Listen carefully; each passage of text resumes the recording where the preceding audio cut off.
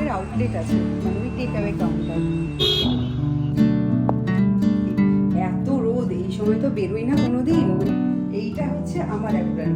সব কিছু তো এখন দেখাবো, যতক্ষণ আছে এগুলো আমি ততক্ষণ দেখাবো।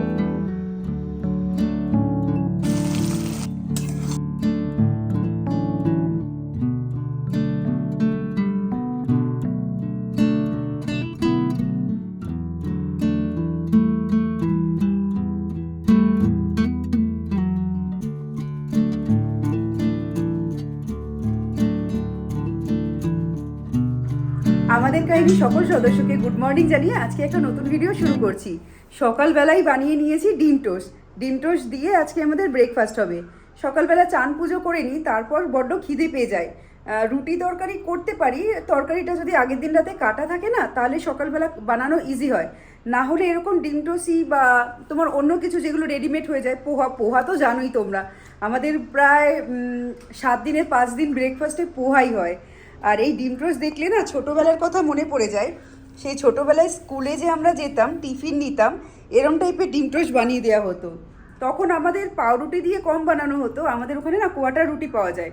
হয়তো তোমরা সবাই জানো যে পিছনটা একটু কালো কালো থাকে, এরকম লম্বা, দুপাশ মাঝখান দিয়ে কেটে দুটো করে ভেজে দেয়।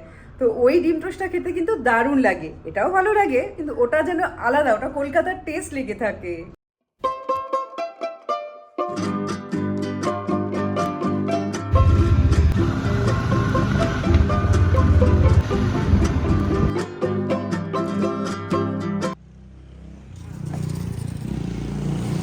রান্না করতে করতে যখন দোকানের আলু সিদ্ধ বসাবো, তখন মনে পড়েছে আলু তো নেই, এবার দৌড়েছি এখন আলু নেব।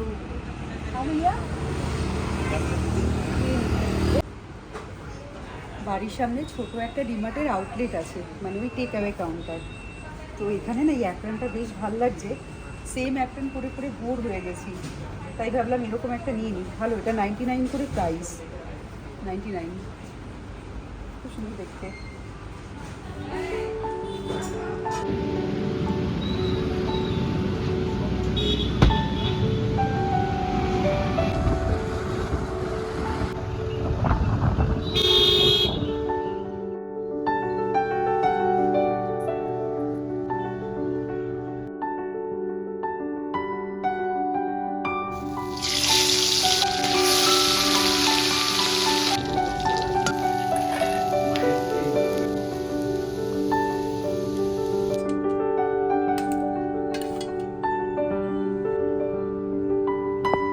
বাইরে যা গরম, এসে চটপট আগে রান্না করে নিয়েছি।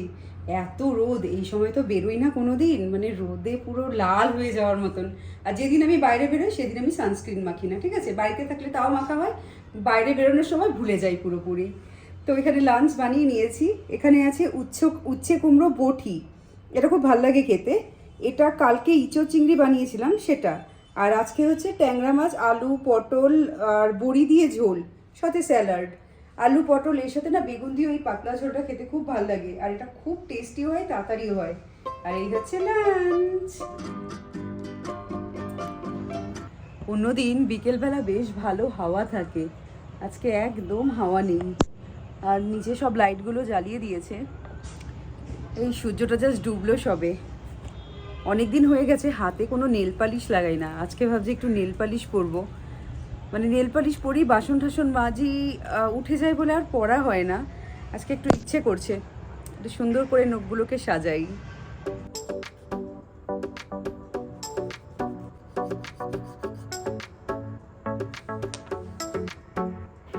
আগে যখন অফিস যাওয়া হতো, বাড়িতে কোনো কাজ করা হতো না, তখন কিন্তু আমার নখ একদমই ফাঁকা থাকতো না। আমি সব সময় নেল পালিশ পরে থাকতে ভালোবাসতাম। আর এখন নেল পালিশ পরার সময়ই হয়ে ওঠে না। তো আজকে একটু অন্য টাইপের ট্রেন্ডিং একটা নেল পালিশ পরছি। ওই বেজ একটা কালার দিয়ে পুরো নখে দিয়ে দিয়েছি, আর ওপরটা 5টা নখে 5টা আলাদা আলাদা কালার। আর এর উপরে দিয়ে দিচ্ছি টপ কোট। করলাম নেল পালিশ, বেশ একটা সামার ট্রেন্ডিং টাইপের একটা নেল পালিশ আঁকলাম। কিন্তু আমার নখ তো একদম পুচকি পুচকি, এর জন্য ভালো বোঝা যায় না। একটু বড় বড় নখ হলে একটু বেশি ভালো লাগে। আমি নখ বড় রাখতে পারি না, নখ বড় রাখলেই না আমার মাথা থেকে, সাইড থেকে, কোণা থেকে ফেটে যায়। ওর জন্য ইচ্ছে হলেও নখ বড় রাখতে পারি না। আর তার মধ্যে তো ঘরের বিভিন্ন কাজ করতে করতে নখগুলো ফেটে যাবেই। সে যাই হোক, তাও একটু ইচ্ছে হলো, সুন্দর করে আঁকলাম। আমার মনে হচ্ছে খুব ভালো লাগছে, আমার না খুব ভালো লাগছে দেখতে এটা।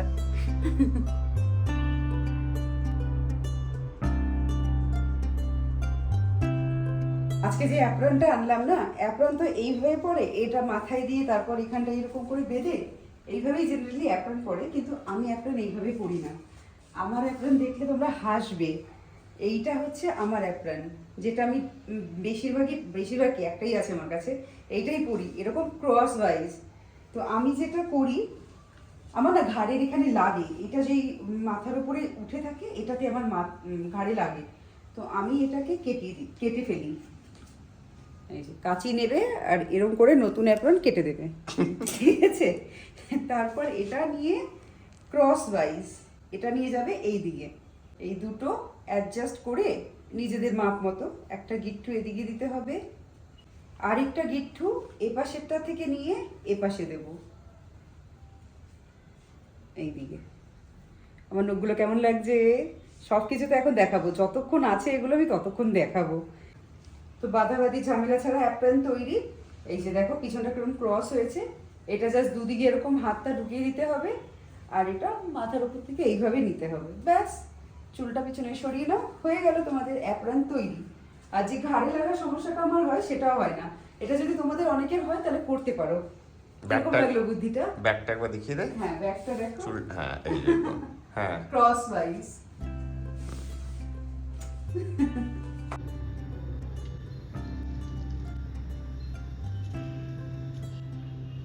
এখানে ডিমগুলো লবণ দিয়ে আমি সিদ্ধ করতে দিয়েছি। এখানে পেঁয়াজগুলো এরকম ডুমো ডুমো করে কেটে নিচ্ছি, ক্যাপসিকাম ওরকমভাবে কেটে নেব, আর টমেটো অল্প নিয়েছি সেটা ওরকম ডুমো ডুমো করে কেটে নেব। আদা রসুনগুলো গ্রেটারে আমি গ্রেট করে নিচ্ছি, আর কাঁচা লঙ্কাটাও আমি যেরকম চাইনিজে দেয় সেরকম লম্বা লম্বা করে কেটে নিয়েছি। এবার একটা বাটিতে টমেটো কেচাপ, চিলি সস আর দেবো সোয়া সস, সামান্য চিনি আর একটু জল দিয়ে ভালো করে গুলিয়ে নেব।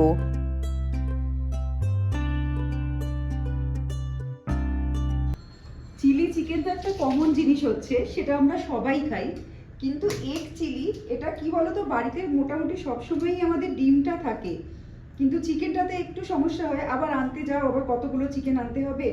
তো এরকম চটজলদি ধরো একটু কিছু চাইনিজ খেতে ইচ্ছে হচ্ছে, একটু আলাদা ধরনের কিছু, তো এরকম এগ চিলিটা তোমরা বানিয়ে নিতে পারো। এগ চিলি আমি আগেও বানিয়েছি, খুব ইজি বানানো আর খুব টেস্টি হয় খেতে। তো এখানে সব সবজিগুলো কেটে নিয়েছি, ময়দাটাও এখানে তোমার মাখা আছে, আমি যে মিক্সার যে সসটা দেবো সেই সসটাও তৈরি করে নিয়েছি, আর এখন ডিম ছুলছি। ডিমগুলো ছোলা হয়ে গেলে ডিমটাকে কেটে নেব, তারপর এটাকে ভাজতে হবে।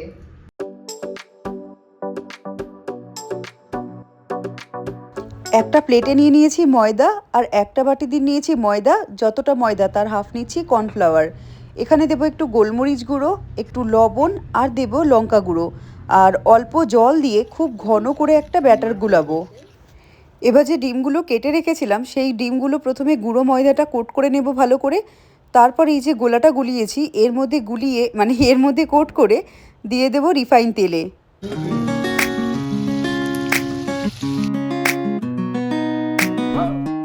ডিমের পকোড়াগুলো ভাজার পর দেখো কি সুন্দর দেখতে হয়েছে। আমি আর অভি গন্ধে আর পারছি না। আমি অভিকে বলছি তোর দুটো ডিম আমার দুটো ডিম, ঠিক আছে? তুই যদি এখান দিয়ে চাস দুটো খেতে পারিস, কিন্তু তোর ওই ভাগে চিলিয়ে গিয়ে কমে যাবে। আর আমারও খেতে ইচ্ছে করছে, এখন মনে হচ্ছে কেন দুটো ডিম এক্সট্রা করে সিদ্ধ দিয়ে নিলাম না। যদি তোমার দুটো ডিম এক্সট্রা সিদ্ধ দিতাম এখন খেতে পারতাম। মানে একটু আফসোস হচ্ছে এটা দেখার পর। এত সুন্দর লাগছে, আর কোটিংটা না যেহেতু গাঢ় করে দিয়েছি তো ডিমের গায়ে বসছে, সেই ব্যাপারটাও খুব ভালো হয়েছে। দেখো কি সুন্দর বসছে, ছেড়ে যাচ্ছে না জিনিসটা।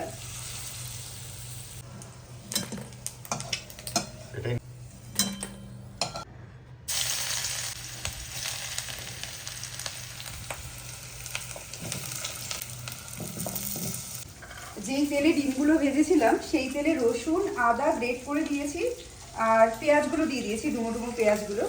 সামান্য লবণ দেবো, কারণ লবণ না আগে বেশি দেবো না, যেহেতু সয়া সস আছে সসগুলোর মধ্যে, তো ওটাতে লবণ বেশি হয়ে যায়।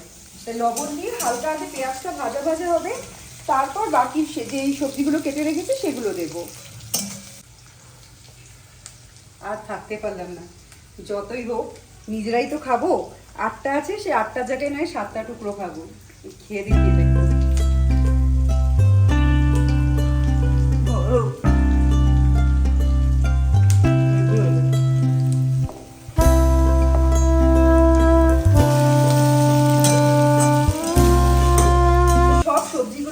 হাফ ভাজা হয়ে গেছে, পুরোপুরি ভাজবো না, যেহেতু চাইনিজ জিনিস পুরোপুরি ভাজলে ভালো লাগে না, একটু ক্রাঞ্চি ফ্লেভারটা ভালো লাগে। এবার এর মধ্যে দিয়ে দিচ্ছি সমস্ত সসের মিক্সচারগুলো।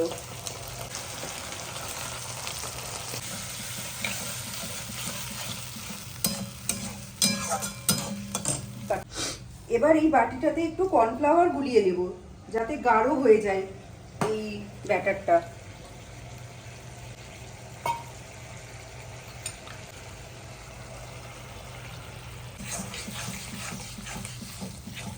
গ্রেভিটা দেখো কি সুন্দর ফুটে ঘন হয়ে গেছে। আর নুনটা একটু টেস্ট করে নিয়েছিলাম আমি, নুনটা একটু কম কম লাগছে। তো এবার আমি নুন দেব, নুনটা এই সময় দিলে পরে অ্যাডজাস্ট হয়ে যাবে। তো অল্প নুন দিয়ে দিলাম। এবার এর মধ্যে দিয়ে দেব ভাজা ডিমগুলো, আর ওপর থেকে দেব স্প্রিং অনিয়ন।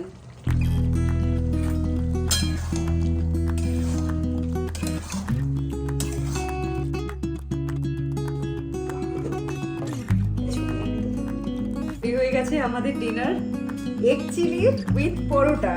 খেয়ে বলি কেমন হয়েছে। আর আমার 7টা পিস গুনে গুনে আছে, অভিকেরও 7টা।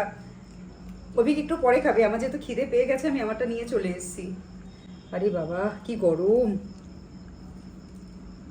ওহো, একটু পেঁয়াজ নেবে, একটু ক্যাপসিকাম নেবে, আর ডিমের টুকরো তো অবশ্যই থাকতে হবে। নিয়ে গিয়ে ফু দিতে হবে গরম আছে বলে, নাহলে জিভটা পুড়বে।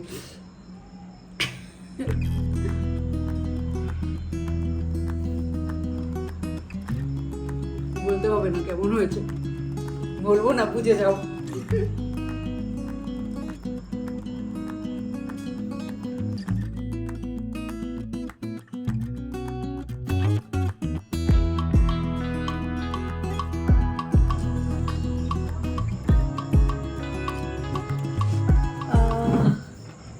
আমার না একদম পুরো চিপচিপে করে তেল দিতে প্রচণ্ড ভাল লাগে। অনেকেই তোমরা দেখেছো হয়তো ভিডিওতে, সকালে যখন শুরু করি রাত্রেবেলা মাথায় এরকম চিপচিপে করে তেল দেয়া থাকে। আর তেলটা সবসময় ব্যালকানিতেই দিই, কারণ এত চুল ওঠে তেল দিতে গেলে। তো ব্যালকানিতেই চুলগুলো পরে তো ঠিক আছে, পুরো ঘর ঘর হয় না। ও এই দেখো হাওয়া দিচ্ছে এখন, বুঝতে পারছো কিনা জানি না, চুল উঠছে এখানে, এই লাইটের এগুলো উঠছে। এই হাওয়াটার কথাই বিকেলবেলা বলছিলাম, বিকেলবেলা থেকেই হাওয়াটা আসে, কিন্তু এই হাওয়াটা আজকে বিকেলে ছিল না। কি সুন্দর সিনেমা টাইপের, হাওয়াতে চুল উঠছে। তো যাই হোক, এই ভিডিওটা এখানেই শেষ করি তেল মাখতে মাখতে। ভিডিওটা যদি ভালো লাগে লাইক করো, আর যদি ইচ্ছে হয় তাহলে ভিডিওটাকে শেয়ার করো, চ্যানেলটাকে সাবস্ক্রাইব করো যারা যারা এখনো করোনি। আর এবার আসি, এই ভিডিওটা থেকে বিদায় নেব। তোমরা সবাই ভালো থেকো, সুস্থ থেকো, সাবধানে থেকো। টাটা।